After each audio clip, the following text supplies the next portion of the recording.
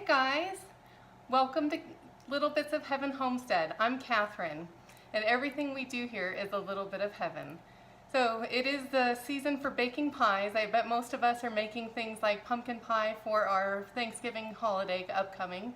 And I thought I'd share with you an old family recipe that I have. I hope all of you guys have some sort of collection of recipes. So this has been a treasured favorite on my shelf forever.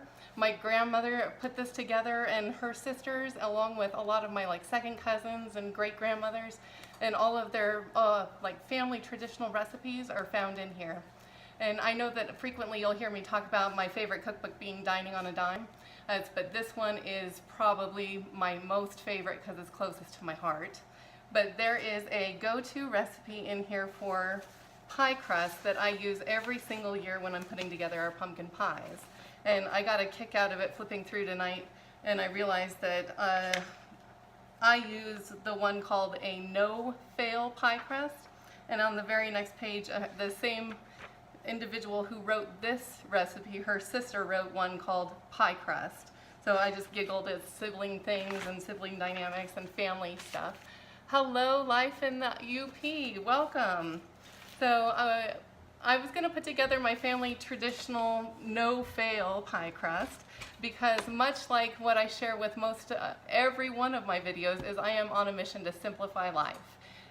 There is always hustle and bustle, things are always crazy. It seems like it's really hard to just slow down and really invest huge amounts of time into any one project. And so this one is definitely right up my alley. So it is of 4 ingredients. And so what we've got is we've got half a cup of oil of your choice, and then 1/4 cup of water. And what I'm going to do is pour this into the pot right behind me and get it boiling.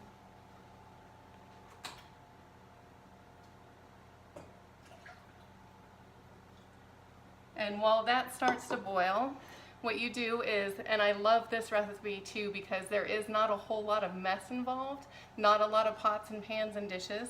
So I will have this pot that I'm boiling the oil and water in, and then my pie crust pan. And you go ahead and mix the other 2 ingredients here into this directly. And I'm realizing I need to grab a spoon. So it's 1½ cups of flour.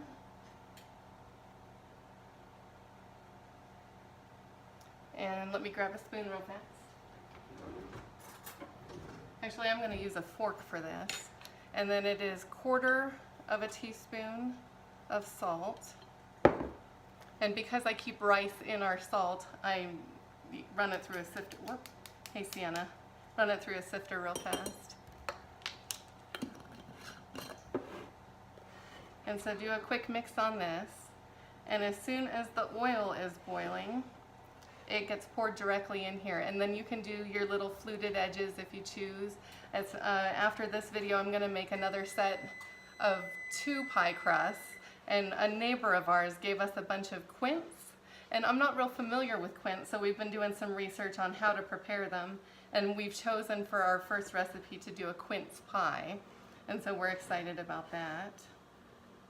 So again, this is pretty easy peasy as far as pie crusts go. You could probably make the dough ahead of time, roll it into a ball, and put it into the freezer.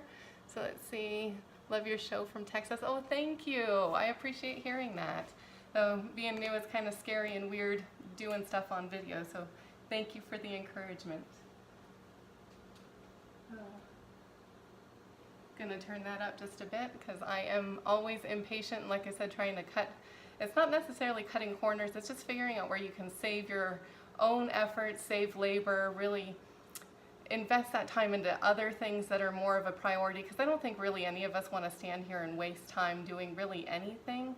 It's one thing to pour your heart and your soul and your love into food, and I truly, absolutely believe in that. I believe that food it speaks directly to the heart, and in order to survive, we all need food, and so not only is it sustaining life, but it's creating pleasure. And so that's something, it's not about cutting corners necessarily, but it is about saving labor. It's figuring out what works best for you. If you can do it without investing huge amount of time, all the better, because I know we're all living crazy busy lives, running from here and there, juggling kids, juggling jobs, juggling homesteads. So life is an adventure. I'm making sure that my stuff's not boiling yet. So if you guys have any questions, feel free to throw them up while we're waiting, because at the moment, as I have nothing to demonstrate until my water and oil is going. So, but again, as I did want to share with you guys this. So this is Old Family Cookbook. If you guys don't have one, I would highly suggest that you get together with your current family members and collect traditional family recipes, because then when your kids or grandkids or nieces or nephews are preparing their own family traditions, as they can look back and get giggles out of the recipes and have fond memories. And it's not just a cookbook on the shelf. I mean, this is all about family in the heart. So let's see here. Oop, we're boiling. So again, this is about as easy as it gets. So you incorporate your liquid into your dry here. And I'm going to use a fork because it's like almost like a pastry blender of sorts. Just makes it quick and easy. Then you don't have to buy and invest in another tool. Forks work fine. And so once this is all fully incorporated, and it is a little warm, so do keep that in mind, but I'm going to dig my fingers in here and I'm going to start shaping it into the pie crust that I want. I do have the oven preheated, and I'm going to cook this for about 10 minutes. I don't necessarily want to cook it all the way through, but what I do want to do is make sure that it's going to have somewhat of a flaky texture underneath. I have left it where I haven't cooked it before, and I just add my pumpkin pie ingredients into it, and it does just fine. It's not an issue, but I just like the texture of the pie crust better when I go ahead and do a quick pre-cook on it. So, and again, you can make these in advance. You can either make just the dough and roll it into a ball and freeze them, or you can go ahead and pre-cook and have your pie crust ready to go. And that's what I'm going to do. So I'm going to cook it tonight, and then it's going to be ready to go. I'll put my pie together tomorrow. So here's, I don't know if the lighting shows, but that's the texture of it right now. And then I just take my fingers and smush it down and form it into the shape of the pie crust that I'm hoping for. And I'm not real fancy. I don't do like a whole bunch of like different shapes and lattices, and so I prefer just a plain simple pie crust with I love your pig over the stove. Oh, thank you. I like that too.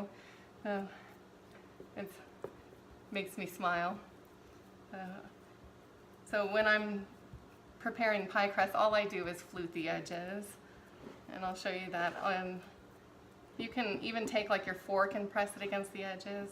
It depends on how fancy you want to be or how rustic you want to be. I prefer to think of myself as rustic. Okay. So, and although I'm making this, I am still on my 30-day keto challenge. I've had a couple of cheats here and there. It's been minimal. In fact, it's only been twice. But I am feeling great, as I lost about 7 pounds almost right off the bat. And I understand that was mostly water weight and inflammation. And that's what I'm doing this keto for, is because I experience lots of inflammation and nerve pain. And so because I'm feeling fantastic, I think it might be something that I stick to as far as a lifestyle and way of eating, and which I never thought I would hear myself say. And it's because I do love my carbs. So, but I've found that because my body reacts really negatively the couple times that I did have some non-keto items, my pain came back almost instantly, and it was intense. And I felt like I was run over by a truck. So I don't think that all these items that I thought were good for me before are necessarily good for me. And so I'm probably most likely going to stick to a keto type way of eating, but I've found that it makes it for incredible amounts of strength and willpower to not eat the things that I wanted to eat, because they do react so negatively with my body. So that's made for willpower to be a big deal. I didn't think before that I had the self-control and restraint in order to stay away from carbs, but I've been able to bake like crazy and be around carbs and feel just fine about it because my body doesn't like them. So it's interesting. Listen to your body. And I know that the holidays tend to be a time for indulgence, and we spoil ourselves and we think that cheating is okay. And believe me, I am not one to lecture, but I'm surprised that my body is not okay with cheating. So, got to listen to our bodies, listen to our systems, because that's where our health comes from. We don't really need to hear it from anybody else. Listen to your own body. So let's see. I am just about done here. And it won't be the most beautiful pie ever made, but can you guys see that? Oh, ta-da! So just a few minutes in, our longest time was waiting for the oil and the water to boil. 4 ingredients. You guys can do this. So I'm just going to pop it into the oven for about 10 minutes. I'll wait until it's not looking done, but starting to look slightly flaky. And then I'll pull it out and we'll have pie ready, prepared tomorrow for Thursday. I hope you guys have a great Thanksgiving. Happy holiday season. Thank you for joining me. I'm going to try and put links in our description, and we shall talk to you later. Bye.